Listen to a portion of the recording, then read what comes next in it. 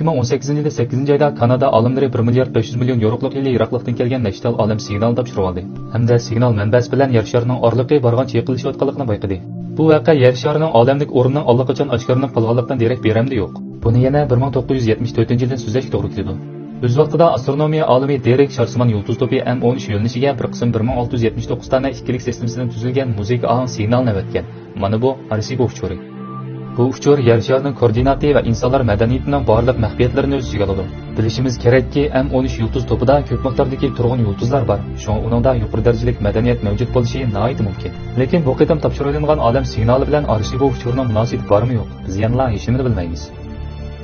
1977-yili 8-oyning 2-kuni sayohatchi 2-nomerlik ko'z asbobi Amerika Kennedy qo'yib berish markazidan bo'shliq qo'yib berildi.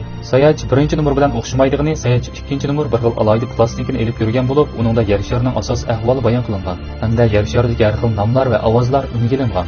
Alohida material ishlatilganligi sababidan bu plastinka olamda necha 100 million yil mavjud bo'lib turalaydi. Bu ilgari bir qism kishilarni qo'rqinish his qildirgan. Ular insonlar hozir maqsadsiz holda yer sharining o'rnini boshqa dunyodan kelgan tashqi planet odamlarga oshkorlab qo'yotdi deb qaragan.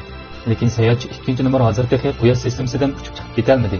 Uning quyosh sistemasidan butunlay chiqib ketish uchun oz deganda yana 30 ming yil vaqt ketadi.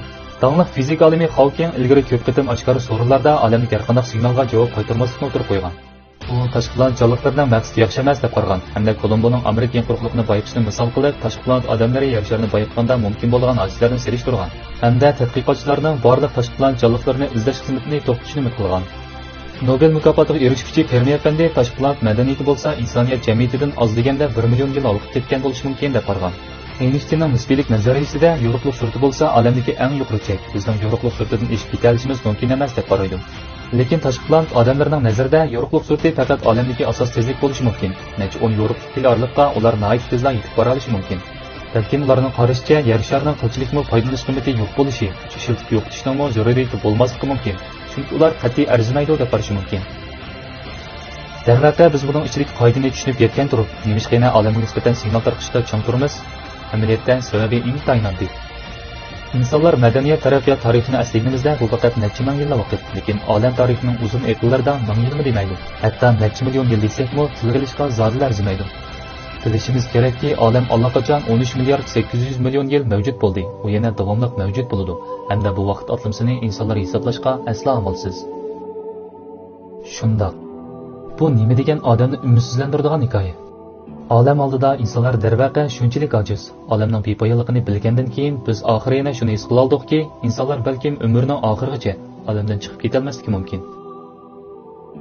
Biz butun kuchimiz bilan tirishib, bu aqlga sig'maydigan olamda ozroq bo'lsa-mu iznalarni qo'yib ketishimiz kerak. Navoda necha 100 million yildan keyin yuqori darajalik madaniyatlar sayohatchi 2-nomerdagi uchurlarga erisha olsa, ular nihoyat yiroq bo'lgan samon yo'l sistemasida ilgari shunday bir madaniyatning mavjud bo'lganligini bilgan vaqtda balkim bizda yana afsuslanish qolmasligi mumkin.